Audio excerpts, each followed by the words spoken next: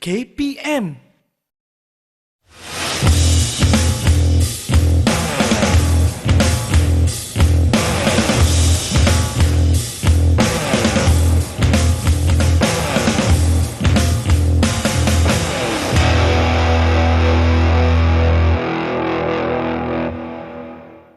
Mana dia?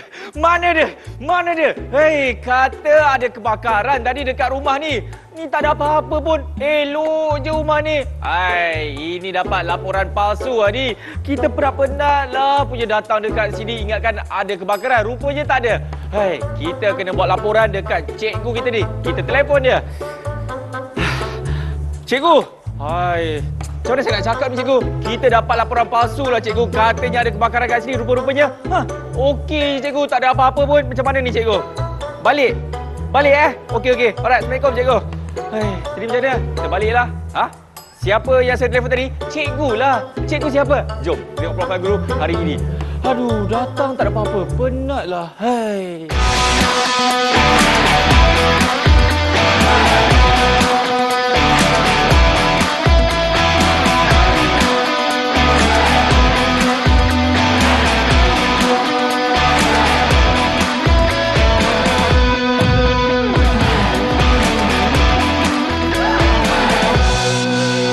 Lagi jom kita panggil cikgu kita, Cikgu Jah. Assalamualaikum cikgu. Waalaikumsalam. Apa khabar teman? Alhamdulillah sihat cikgu. Alhamdulillah. Yes, inilah dia. Assalamualaikum, salam sejahtera seperti biasa. Badan beruniform yang kita nak belajar kali ini adalah Kadet Pertahanan Awam. Kadet Sekolah Pertahanan Awam. Ya, itu maksud saya cikgu. Ya, Ataupun betul. lebih mudah kita sebut Kaspa. Cantik cikgu. Cikgu, tadi tu cikgu, saya datang-datang kat tempat kejadian, tak ada apa-apa pun yang berlaku cikgu. Tidak ada kebakaran pun. Siapa tu? Siapa yang telefon pandai-pandai telefon? Tak boleh Akmal. Dengar tu, kenapa tak boleh cikgu? Sebab apa? Jangan. Gitu. So siapa yang telefon tu? Tak Sebenarnya tahu. dia apa? Kamu nakal. Tak boleh. Jangan. Jangan telefon sebarang nak main-main. Telefon talian kecemasan 999 itu kerana sekiranya anda didapati bersalah menggunakan talian kecemasan secara main-main macam tu untuk senda gurauan semata-mata, anda boleh dikenakan denda, anda boleh dihukum mengikut akta Komunikasi dan Multimedia 1998 Section 233. Gitu. Dendanya sebanyak RM50,000 murid-murid, bukan sedikit. Dan atau dihukum penjara 1 tahun. Tak pasal-pasal kena bayar denda RM50,000, tak pasal-pasal kena masuk penjara 1 tahun cikgu kan? Jangan main-main dengan nombor 999.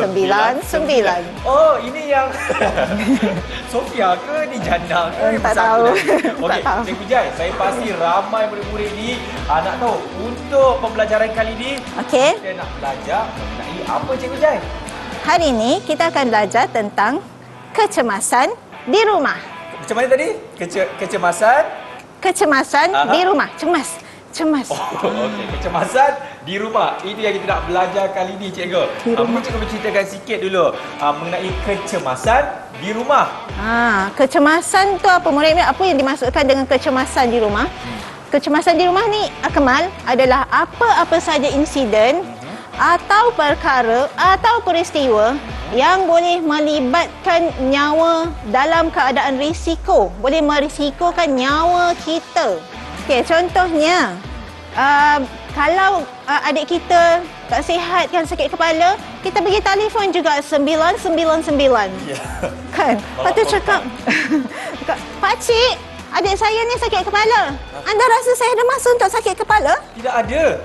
Tak boleh. Takkanlah sakit kepala pun rawatlah je adik tu dengan apa alat kecemasan yang ada di rumah kan. Ubatkan apa-apa. Tak perlulah telefon. So, kena fikir yang hanya merisikokan nyawa dan merosakkan harta benda, itulah dipanggil kecemasan di rumah. Baik, cikgu. Dan dari segi apakah antara faktor-faktornya, cikgu, mengenai kecemasan di rumah ni sebenarnya? Baik, sebenarnya antara faktor-faktor yang menyebabkan berlakunya kecemasan di rumah ni adalah yang pertama, ingin tahu. Ingin tahu? Nak tahu. Okey, siapa yang selalunya nak tahu ni? Anak-anak lah, cikgu. Pandai. Dia suka budak-budak kecil kan. Bawah 14 tahun ni selalunya ada dua golongan yang sering berisiko berkaitan dengan keselamatan di rumah ni, iaitu yang pertama remaja dan kanak-kanak yang berumur 14 tahun ke bawah dan warga emas yang berumur 65 tahun ke atas. Okey. Bagi kanak-kanak macam itulah, dia nak tahu, dia explore semua sudut ruang kat rumah. Okey. Sebenarnya dalam rumah kita ni, setiap ruang itu adalah ada aspek yang berbahaya. Contohnya, ruang apa yang paling berbahaya kat dalam rumah? Dapur. Pandai Akmal. Sebab apa? Sebab dekat situ kan ada, kita tahu tempat masak. Jadi punca apinya pun di situ. Ya, dapur gas kan. Betul. Ada benda tajam. Benda tajam. Pisau. Gunting. Garpu. Sebab tu garpu tak boleh letak dalam bilik tidur. Nanti jadi macam Kasim Selamat. Jangan, tak usah pasal jangan. kan cucuknya. Jangan. Nanti jadi macam Kasim Selamat. Jangan letak garpu ya, ibu bapa. Dan yang terakhir sekali adalah terjatuh. Itu contoh-contoh kecemasan yang sering berlaku di rumah. Terjatuh contohnya? Licin tadi. Jatuh yang licin. Ataupun Jatuh tangga. Jatuh katil.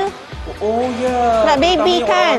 Kan. Baby pun apa ni, ada kecil awak kena jaga-jaga ya.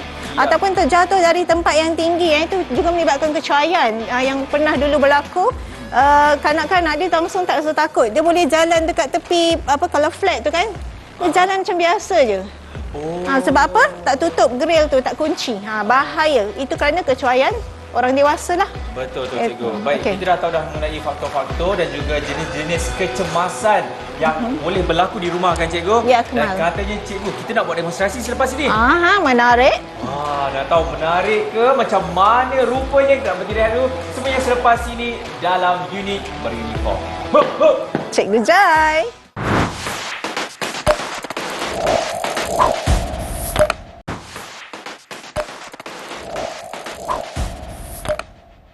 Masih lagi menyaksikan Badan Beruniform bersama dengan Cikgu Jai, cikgu. Ya, Kaspa, Kaspa, Kadet Sekolah Pertahanan Awam. Cantik, cikgu.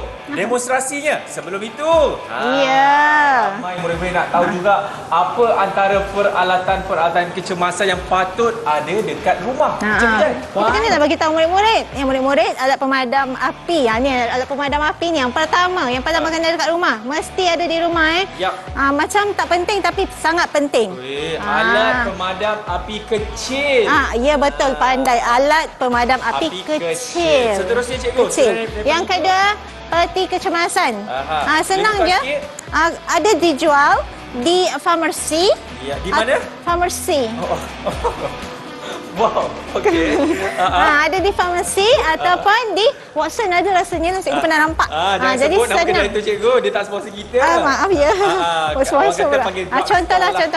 Okey, yang ada adalah di farmasi-farmasi. Okey, kalau letak kat sini. Dan yang ketiga, kejap. Iaitu nama apa tu? telefon. Kena ada telefon, penting. Telefon rumah ke, telefon bimbit ke, mesti ada. 3 ni. Alat pemadam api telefon kecil. penting tu, cikgu? Senang untuk hubungi 999. Ya, okey. Itu antara peralatan kecemasan yang patut ada dekat rumah. Dan inilah masanya seperti mana yang saya katakan tadi, kita akan lakukan demonstrasi sekiranya berlaku kecemasan di rumah. Jadi dengan itu, cikgu, kita nak jemput dulu ahli Kaspa untuk lakukan demonstrasi. Okey, jemput masuk. Silakan. Alright. Ini dia. Dia datang khas dari mana kali ini? Ini daripada Malaysia, cikgu. Malaysia, alhamdulillah. Saya lambai sikit. Alright. Okey, cikgu. Yang kita nak buat adalah demonstrasi berkaitan dengan kemungkinan perkara-perkara yang sering berlaku di rumah. Okey? Yang pertama, lemas. Lemas. lemas. Selalunya melibatkan siapa tadi yang kita cerita? Bayi, kanak-kanak. Mungkin juga warga emas. Lemas ni boleh berlaku kepada sesiapa sahaja. Di kolam renang, di tap mandi, dalam besen pun boleh. Mana-mana saja. Jadi macam mana cara kita nak bantu? Okey, silakan. Okey. Sekiranya kanak-kanak lah cikgu bayangkan kanak-kanak atau remaja ni baru sahaja lemas. Jadi pertama sekali kita kena pastikan keadaan sekeliling selamat. Okey, ataupun kita kenali sebagai danger. Pastikan sekeliling mangsa selamat. Okey. Sekiranya mangsa berada di dalam air, pastikan juga keadaan di air itu selamat. Kena pastikan, contohnya kalau dulu di dalam kolam renang tu ada wire, kadang ada wire punya berlaku renjatan lecet dalam air, bahaya jadi kena keluarkan dulu. Sekitaran kita tu selamat cikgu keluarkan dulu wire tu tadi, tarik dulu, kemudian baru boleh tarik mangsa. Okey, ini penyelamat sedang mengenal pasti keadaan sekeliling dan sekarang ni dia sedang melihat respon. Untuk lihat kena panggil, tepuk kuat-kuat, cek. Dek, adik, macam ni kan, untuk lihat sama ada mangsa dalam keadaan sedar atau tidak. Okey, baik. Kita kena telefon. Okey, telefon. Cepat. Hello, TPM cikgu. Nak cakap apa? Akmal, jangan panik. Kita yang telefon tu jangan panik. Kena ceritakan apa yang berlaku. Beritahu ada mangsa yang sedang lemas. Ada mangsa yang tengah lemas. Lokasi disebutkan di mana? Lokasinya dekat rumah saya. Rumah kita nombor cikgu? Nombor 25 Jalan Rasa. Itu dengar tak? Lagi nak cakap apa? Kita tolong datang segera, Encik. Tolong datang segera ya, Encik. Terima kasih. Okey. Assalamualaikum. Dalam masa yang sama, penyelamat atau kita yang berada di rumah tu kena berikan compression atau tekanan pada dada penyelamat tu dengan kadar 100, kiraan 100 untuk 120 minit. Okey. Inilah apa yang sedang dilakukan ini. Ini sekiranya mangsa adalah remaja atau orang dewasa. Tapi kalau bayi, macam mana cara bayi? Okey, tunjukkan Harish. Dua jari sahaja beri tekanan antara tengah-tengah dada tu lah. Between nipples tu. Okey. Baik. Sedalam lebih kurang 1,5 inci lah. Okey. Sekiranya kalau mangsa tidak memberikan apa-apa respon, dia seterusnya selepas memberi compression, kita kena pastikan saluran udara atau airways pada mangsa. Dongakkan sedikit, tengok kalau ada apa-apa benda yang menyumbat saluran. Contohnya seperti apa? Kalau kita nampak ada benda dekat dalam mulut dia, kita kena keluarkan lah. Apa-apa sahaja benda. Okey. Kita angkatkan dagu dia tu dan baru boleh tengok apa yang kat dalam tu. Okey. Kalau tak ada apa-apa cikgu, kemudian kita teruskan dengan beri pernafasan. Dah diberi tadi. Dah beri bantuan pernafasan nampaknya. Mangsa dah sedar. Kita kena mengiringkan dia ke tepi supaya air keluar. Air boleh keluar dari mulut dia tadi tu Dia memang akan terbatuk-batuk lah sebab tadi lepas dah diberi CPR, mangsa dapat semulalah bernafas. Dia tertolaklah air yang daripada paru-paru dia tadi. Alhamdulillah selamat mangsa kita, Akmal. Okey, ini orang kata antara langkah-langkah awal yang boleh berikan lah, betul? Okey, tapi perlu juga telefon 999 ya. Okey, Cikgu Jai akan sini balik Cikgu Jai. Okey, itu sekiranya berlakunya kecemasan seperti lemas di rumah Cikgu kan. Seterusnya apa lagi demonstrasi yang Cikgu nak tunjukkan kepada kami semua? Sekiranya berlaku ni teknik yang samalah. Sekiranya berlaku melecur. Kemudian renjatan elektrik ataupun terjatuh dari tempat yang tinggi. Bentuk bantuan yang diberikan kepada bangsa sebenarnya sama je. Okey. Contohnya siapa yang konon-kononnya terjatuh? Siapa yang mangsa tu yang mangsa juga. Contohnya Helmi ni dia tengah panjat atap lah kan. Lepas tu terjatuh. Mangsa yang terjatuh gedebok.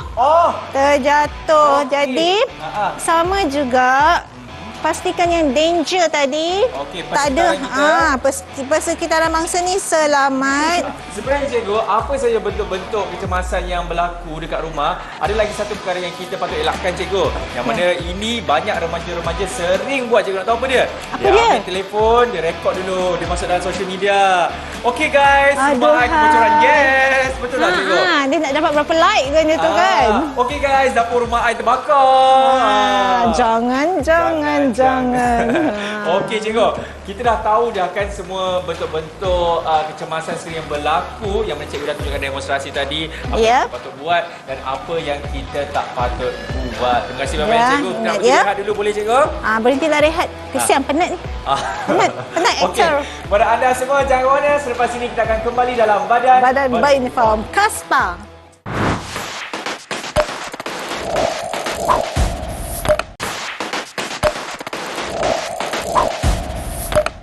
Yap, masih lagi menyaksikan Badan Beruniform bersama dengan Cikgu Jai. Cantik. Okey, cikgu. Tadi kita dah tengok dah kan antara demonstrasinya kan. Tapi saya pelik. Ini selalunya kalau demonstrasi dah habis, mereka berdua pun akan keluar. Ini kenapa masih ada lagi dalam set kita ni, cikgu? Sebab belum habis lagi. Belum lagi. Ada satu yang cikgu nak tunjukkan kepada murid-murid jika berlakunya renjatan elektrik. Di rumah. Kena, cikgu dulu. Pernah kena? Macam mana? Dia macam bila kena kan? Dia macam tu, cikgu. Sebenarnya cikgu pun pernah. Jadi macam mana kita nak buat? Jika berlaku renjatan elektrik di rumah, macam mana cara kita nak selamatkan mangsa? Okey, baik. Boleh? Silakan. Silakan. Ini hanya sekadar simulasi. Okey. Tak ada ni, tak sambung ke mana-mana. Alamak Akmal. Macam mana? Jadi bila berlaku macam ni, kita lihat rupanya ada berlaku kelecoran di tangan mangsa. Jadi mula-mula kita kena pastikan matikan Swiss. Okey, yang pertama matikan Swiss. Matikan Swiss ya. Sebab kita kena selamatkan juga diri kita macam cikgu pernah cakap dulu. Okey, dah matikan Swiss. Selepas itu pastikan keadaan skrin selamat. Okey, ini kita jauhkan cikgu kita dah jauhkan. InsyaAllah tak ada, dah mati dah. Okey. Lepas tu Okey, kita tenangkan mangsa dulu. Pastikan dia sedar. Kita lihat dia ada kelecoran di situ. Melecur di tangan. Alright. Okey. Kita tenangkan mangsa. Dan dapati ada kesan kelecuran di situ. Kita kena tanya pada mangsa apa yang berlaku. Okey. Supaya berlaku sedikit komunikasi. Jadi kita berikan rawatan awal kepada mangsa iaitu menggunakan air. Apa-apa saja, adaptasi apa alat yang terdekatlah dengan kita kan. Cepat-cepat ambil. Terus tuangkan air pada tempat yang melecur tadi. Tuangkan air pada tempat yang melecur. Okey, setelah itu cikgu? Setelah itu kita boleh hubungi 999. Okey, ataupun bawa mangsa terus ke hospital boleh. Okey, itulah dia. Okey. Terima kasih. Alhamdulillah. Semoga mangsa kita tu selamat sembuh dan selamat. Okey, terima kasih. Baik-baik ya, baik-baik. Okey, terima kasih. Wah, cikgu, saya rasa inilah antara salah satu kecemasan yang sering berlaku kat rumah, cikgu. Iaitu renjatan elektrik kan? Ya, betul. Kadang-kadang bila tangan kita basah lepas mandi, nak tutup water heater, cikgu. Dia pergi tutup, zoom. Tangan basah, betul. Pastikan kering kan. Sebenarnya. Itulah. Baik. Cikgu, sebenarnya kan, apa sebenarnya manfaat yang kita boleh dapat apabila kita belajar mengenai kecemasan di rumah? Betul. Kita kan kadang-kadang kita ingat kita dah berada di tempat yang paling selamat. Kemalangan boleh berlaku di mana-mana sahaja. Walaupun di rumah. Sebenarnya terutamanya di rumah lah. Kan? Jadi sebab tu kita kena tahu, kita kena belajar, kita kena ada ilmu tentang menyelamatkan diri atau mangsa bila berlaku apa-apa kecemasan di rumah ni. Betul. Jadi bila kita ada ilmu, kita akan lebih bersifat berhati-hati, berjaga-jaga. Dan bila berlaku sesuatu, kita tidak panik. Jangan panik. Okey, dan kita tahu macam mana nak menggunakan alat-alat yang ada di rumah untuk membantu mangsa ataupun apa-apalah yang berlaku kat rumah tu kan. Macam inilah yang gunakan alat-alat yang ada ni kan, dan telefon. Sekiranya kita tahu tu juga, kita boleh membantu mengurangkan kadar kehilangan nyawa. Dan kadar kemalangan di Rumah. Ya. Ya. Ingat murid-murid? Okey, ingat tu. Jadi cikgu, sebelum kita nak mengakhiri kita punya sesi pembelajaran, mungkin cikgu boleh recap balik apa yang kita belajar daripada awal sampailah sekarang ni cikgu. Apa yang kita belajar sebenarnya tentang Kecemasan di rumah. Semua orang, tak semestinya murid-murid. Murid-murid sebenarnya boleh kongsi ilmu ini dengan sesiapa sahaja. Ya. Ibu bapa, adik-beradik, supaya mereka tahu jika berlaku apa-apa kecemasan, mereka tahu macam mana nak pastikan diri semua orang dalam keadaan yang selamat. Kena praktikkan, jangan cuai, sentiasa berjaga-jaga. Pastikan semua benda atau barang di rumah dalam keadaan yang selamat. Betul. Dari atap sampai ke lantai. Pantun ke tu? Tak ada pun. Jangan pembayang dah maksud. Okey, baik. Apa pun ingat, malam tidak berbau. cantik, cikgu. Baiklah, terima kasih pada anda semua yang telah setia bersama dengan kami selama setengah jam ni. Kalau nak tahu apa lagi yang Cikgu Jai akan kongsikan dalam badan Pemimpin Fokus Pak, InsyaAllah. pada hari Rabu dan juga Khamis pada pukul berapa cikgu? 6:30. 1:30. Dah tukar waktu. Ya, itu cerita lain dah cikgu. Kalau pukul 6 tu. Ingat, 1:30 petang hanya Okey. di Didik TV KPM. Mari kita akan jumpa lagi. Saya Akmal Nazri. Dan Cikgu Jai. Inilah dia badan Beruniform Kadet Sekolah Pertahanan Awal. Bye-bye.